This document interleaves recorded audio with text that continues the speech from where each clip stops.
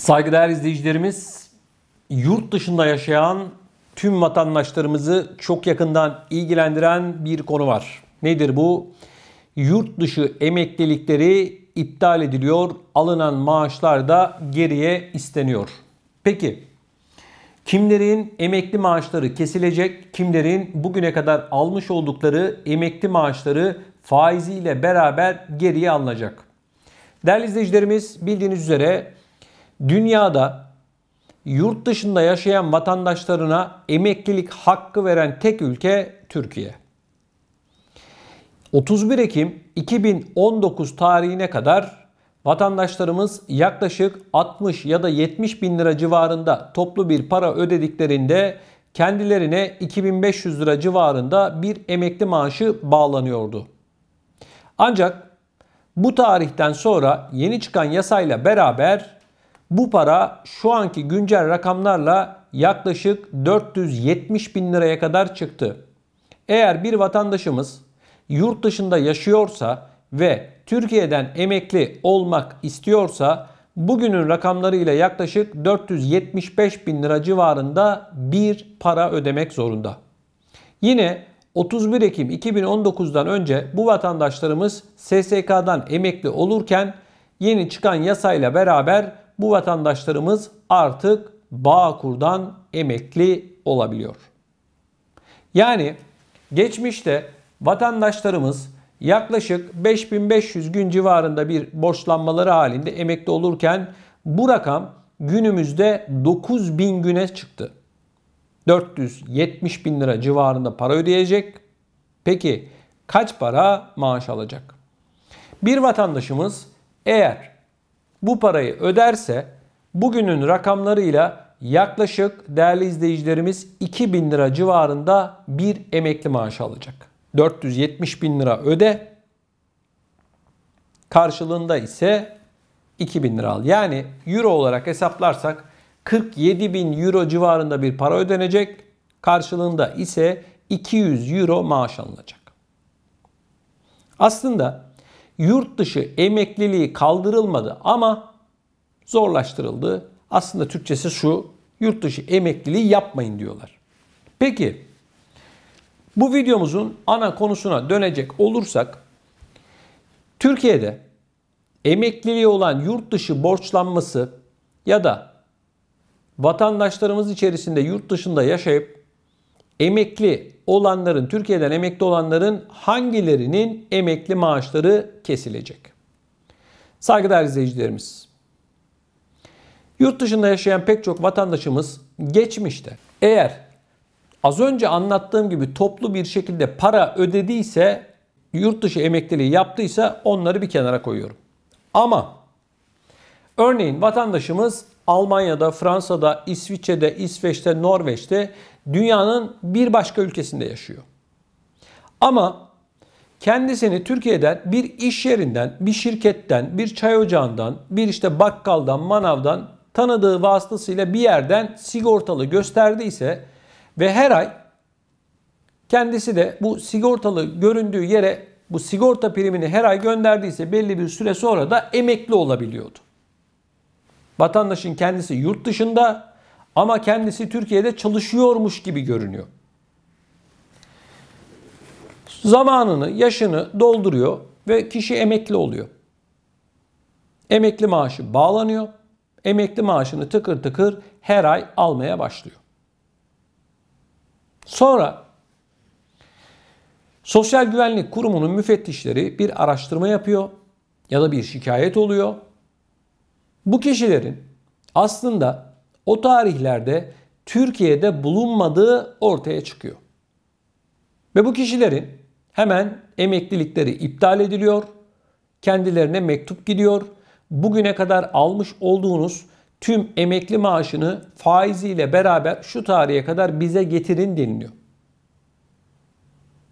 Şimdi vatandaş emekli olmuş, yıllar geçmiş, maaşını almış. Ve devlet eğer bu parayı ödemezse, Türkiye'de herhangi bir şekilde mal varlığı varsa bu mal varlığına el koyuyor ve parayı tahsil ediyor. Şimdi genellikle vatandaş emekli olduktan sonra böyle bir şeyin tabii ki başına geleceğini düşünmez. Ama sonrasında böyle bir mektup alınca durum değişiyor. Şimdi vatandaşta gurbetçiler bana yazıyor bu tür durumda olan. Diyor ki ben diyor her ay sigorta primi ödedim diyor. Şimdi Türkiye'deki kanuna göre sigorta priminin ödenmesi yetmiyor. Sizin fiilen çalışıyor olmanız gerekiyor o iş yerinde. Yine bazı dolandırıcılar var Türkiye'de. Yurt dışında yaşayan vatandaşlarımızı sigortalı gösteriyorlar. Her ay vatandaşımız buraya parayı gönderiyor ama bu kişiler devlete primi ödemiyor. Şimdi yine Türkiye'deki kanunlara göre sigorta primini ödemenin sorumluluğu işverende, işçide değil. Sonra müfettişler bir bakıyor, bir sürü kişi burada sigortalı görünüyor ama sigorta primi ödemiyorlar. Sonra bir araştırıyorlar, çok var mesela. Ufacık 10 metrekare bir yerde adamlar 100 kişiyi sigortalı göstermiş. Yani şebeke bunlar. Vatandaştan, gurbetçiden her ay sigorta primini alıyor ama devlete ödemiyor. Ortaya çıkıyor. Şimdi sigorta primi başka bir boyut, emekli olup maaş almak başka bir boyut. Sigorta priminin sorumluluğu işverende ama emekli olduktan sonra o alınan maaşın sorumluluğu vatandaşta, yani emekli olan kişide. Bu ve benzeri konularla ilgili çok sayıda bize Emekli TV'nin Facebook hesabından çok sayıda mesaj geliyor. Peki vatandaş ne yapabilir? Onu biraz sonra anlatacağım. Bir de Türkiye'de bulunup emeklilikleri iptal edilenler, maaşları iptal edilenler var. Kimler onlar? Şimdi Türkiye'de bildiğiniz üzere öksüz maaşı ya da yetim maaşı denilen bir maaş var. Kız çocukları babalarından ya da annelerinden bir maaş kaldıysa bunu alabiliyorlar. Evlendikleri zaman da bu maaşlar kesiliyor. Türkiye'de bu yetim maaşını alabilmek için bazı hokkabazlar sahte boşanmalar yapıyorlar. Eşleriyle mahkemeye gidiyorlar, biz boşanmak istiyoruz diyorlar. Hakim de onları boşuyor ve bu kişiler, bu kadın gidiyor SGK'ya diyor ki ben diyor boşandım diyor, bana diyor yetim maaşı bağlayın. Kanunen devlet de bağlıyor. İşte bunlar içerisinde çoğu şikayetle olmak üzere bu kişilerin de tespitleri yapılıyor. Bunların maaşları kesiliyor değerli izleyicilerimiz. Bu ve benzeri durumda olan yüz binlerce kişinin olduğu biliniyor.